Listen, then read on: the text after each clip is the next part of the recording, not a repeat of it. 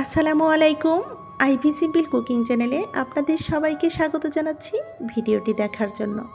আজ আপনাদের সামনে নিয়ে এসেছি নতুন মাটির হাঁড়ি পাতিল প্রাথমিক কিভাবে ব্যবহারের উপযোগী ও সারা বছর জুড়ে ঠিকভাবে সংরক্ষণ পদ্ধতি। আশা করি ভিডিওটি ভালো লাগবে। ভালো লাগলে অবশ্যই পুরো ভিডিও জুড়ে থাকবেন। আর আপনাদের কাছে একটা কথা বলে নিচ্ছি, আমি কিন্তু আপনাদের ভিডিওগুলো লাইক করে ভিজিট করে আসছি, কিন্তু আমার কমেন্টগুলো সেন্ড হচ্ছে না, ঠিক জানি না কী জন্য। আর আপনাদের পাশে আমি আছি, আশা করব আমার পাশে আপনারা থাকবেন। আর এই যে দেখতে পাচ্ছেন একটা মাটির হাঁড়ি, এটা আমি আমার মনের মাধুরী নিয়ে এটা পেইন্ট করেছি, একটা ডিআইওয়াই করে এটা ক্যান্ডেল তৈরি করে নিয়েছি। যখন আমরা বৈদ্যুতিক বাতিগুলো বন্ধ করে দেই তখন কিন্তু রাতের বেলা এটা একটা আলো আঁধারির খেলা চলে, এতটা এনজয় করি, ভীষণ ভালো লাগে। এটা টিউটোরিয়াল কিন্তু আমার চ্যানেলে দেওয়া আছে, চাইলে ভিজিট করে আসতে পারেন, ভালো লাগবে। বাঙালির গৃহিণী এমন কোনো গৃহিণী বাকি নেই যে মাটির জিনিসপত্র পছন্দ করে না, ঘটি বাটি। তার ব্যতিক্রম কিন্তু আমিও নই, তাই আমি আমার সাধ্যমতো চেষ্টা করেছি শেয়ার করতে। এই যে দেখতে পাচ্ছেন এখানে চিতই পিঠার চাট ছিল, সেগুলো ভেঙে গেছে। আসলে কি এতগুলোর মধ্যে কিছু তো ভাঙবেই, এগুলো এমনভাবে ভেঙেছে, না পারছি ব্যবহার করতে, না পারছি ফেলে দিতে। আসলে এগুলো স্মৃতিস্বরূপ রেখে দিয়েছি, আর সেটা আপনাদের সঙ্গে শেয়ার করছি। আর আমার প্রিয় আপুদেরকে বিনীতভাবে অনুরোধ রাখবো, ভিডিওটা ফুল ওয়াচ করে তারপর কমেন্ট করবেন, উল্টাপাল্টা কমেন্ট করবেন না। আর এই মাটির হাঁড়িগুলো দেখে হয়তো কোনো আপুরা প্রশ্ন করতে পারেন যে এত ঘটি বাটি কোত্থেকে আনলাম। অবশ্যই কোনো ডাস্টবিন থেকে আনিনি, এগুলো আমার প্রাণের ছোট্ট শহর নেত্রকোনা থেকে এনেছি, কারণ আমাদের ছোট্ট শহরে এত অ্যাভেলেবেল পাওয়া যায় না। খুব শৌখিনতার ভেতরে এগুলোই আমার আসলে ভাগ্যে ছিল, এবং এগুলো পেয়ে আমি সন্তুষ্ট। এত ভালো ভালো নেই, যেগুলো ছিল সেইগুলোই আসলে এনেছি। আমার আপুদের ভিডিওতে দেখি এত সুন্দর সুন্দর মাটির হাঁড়ি পাতিল, সব কিছু আমার ভীষণ ভালো লাগে।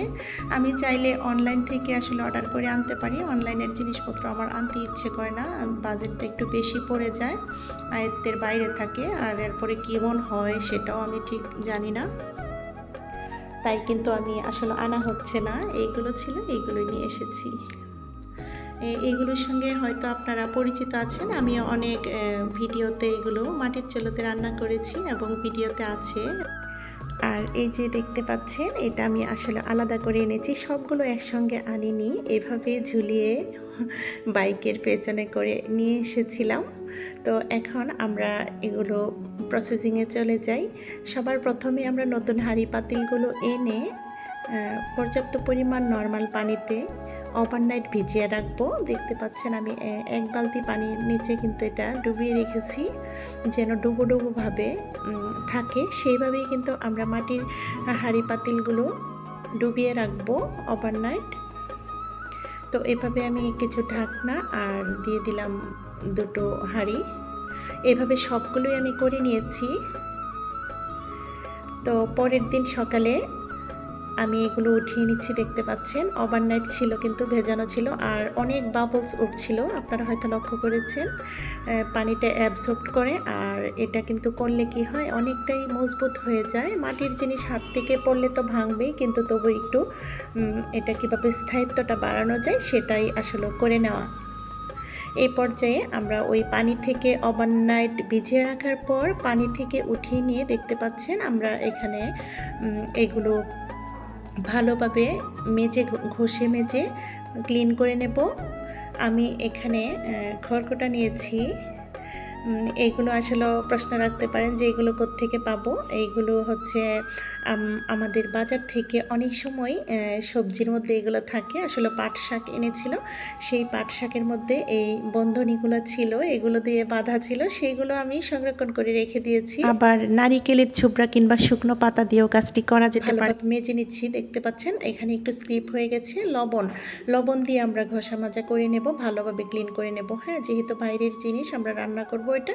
তো এটা ভালোভাবে ক্লিন করে নেব। এখানে কিন্তু কোনো ক্রস বাইট কিংবা তারের মাজনি ইউজ করা যাবে না, কিংবা এখানে কোনো ভীম লিকুইড কিংবা কোনো ভীম সাবান, গুঁড়ো সাবান কিছুই কিন্তু এখানে ব্যবহার করা চলবে না, কারণ এটা আমাদের বডির জন্য অনেক ক্ষতি হয়। এখানে বিশেষ কিছু ছিদ্রযুক্ত এই মাটির হাঁড়িগুলো, এখানে কিন্তু ওই সাবান টাবান কোনো জাতীয় কিছু যদি আমরা ব্যবহার করি তাহলে হয় কি ওইগুলো ভেতরে ঢুকে যায়, তারপর রান্নার সময় রান্নাতে মিশে যায়, সেইগুলো কিন্তু আমাদের বডির জন্য খুবই খারাপ।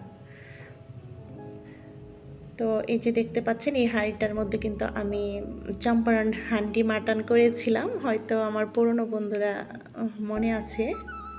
তো এভাবে ধুয়ে নিয়েছি, আমার একটু স্কিপ হয়ে গেছে, আমি আবারও বলছি লবণ দিয়ে ধুয়ে নেব। আমরা সাবানের জায়গায় লবণ দিয়ে ভালোভাবে ঘষা মাজা করে ধুয়ে নেব, পর্যাপ্ত পরিমাণ নর্মাল পানি দিয়ে ধুয়ে তারপর পর্যাপ্ত পরিমাণ